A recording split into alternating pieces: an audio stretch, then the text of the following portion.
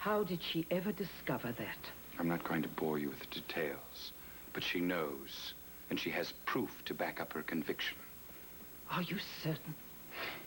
Yes, I'm certain I saw it. What will happen now?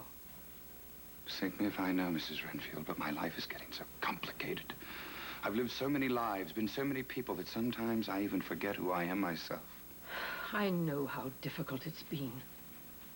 Yes, you should know. You've been there with me.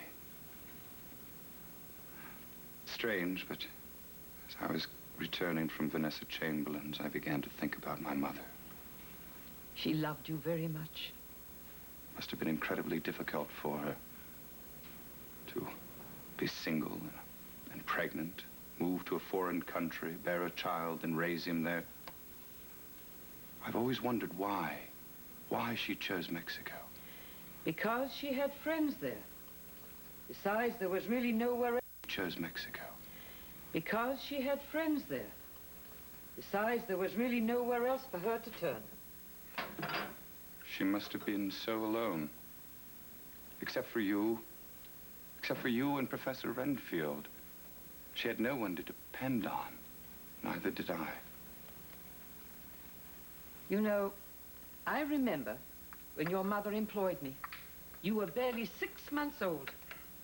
You had curly blonde hair and very blue eyes.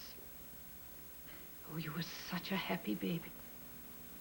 I really can't recall a time when you weren't there.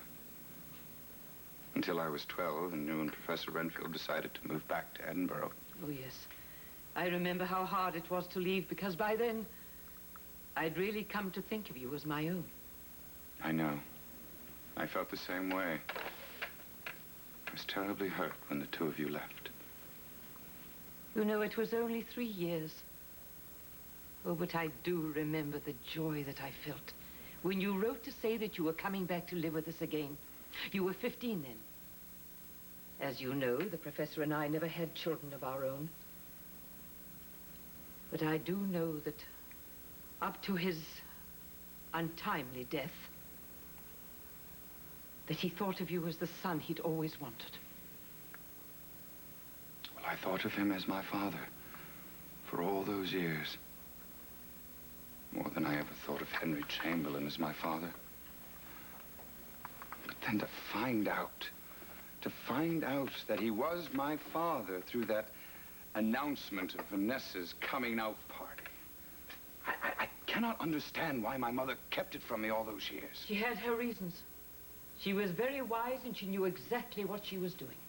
I'll never forget facing Henry in his office in Chicago that day. I was so angry, so hurt. I just wanted to hurt him back. But in the final analysis, all I accomplished was hurting myself. You know, Mrs. Renfield, he's really a very kind man. And knowing him as I do, I know in my heart that he could never mean to hurt me or to abandon me. It must have been circumstances and things that I know nothing of. I'm sure that's very true, but also we must not forget, one of the reasons you changed your name was so that Henry Chamberlain would never find out where you were. Also, we can never forget that fateful day 10 years ago when you were forced to maintain this other identity. Now, Vanessa Chamberlain has discovered your true identity. And your freedom is once again in jeopardy. Tell me, what does she intend to do with this information? I mean, will she go to her father with it? No, she says that she will not. Then I don't understand. Well, she maintains that she has reasons for not wanting to do so. She says it has to do with the father's health, though I sincerely doubt that that is a primary concern. It is mine, though.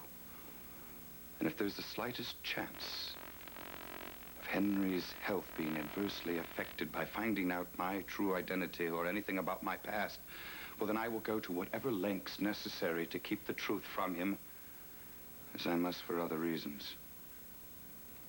What does she demand in exchange for her silence? what does she demand? Oh, Mrs. Renfield, it's all falling apart. My whole life tumbling down. A life so carefully constructed to keep the whole world at a distance. And now those damn specters from my past are coming back. Coming back like a phoenix rising from its own ashes to bring horror back into my life again. Will it ever end? It will end. And to your advantage, ultimately. Mrs. Renfield, how can you say that? Soon Rebecca will be whole again, and she may determine that I should spend what little life I have left behind prison walls. And Nola won't even speak to me. You still haven't told me what it is Vanessa Chamberlain wants. She's confronted you. She certainly wants something. Oh, indeed she does. She wants me to go to Henry and ask him to give back my proxy. My proxy that they will use in determining the future of Spaulding Enterprises, and then she wants me to sign it over to her. I see. What have you decided to do? The important consideration is, what will she do with it? Will my half-sister use it against her own father, my own father? I really don't know what to do. Its effect upon his health. May I make a suggestion? I think it would be best to give her those proxies and be done with it. You really don't have any other choice.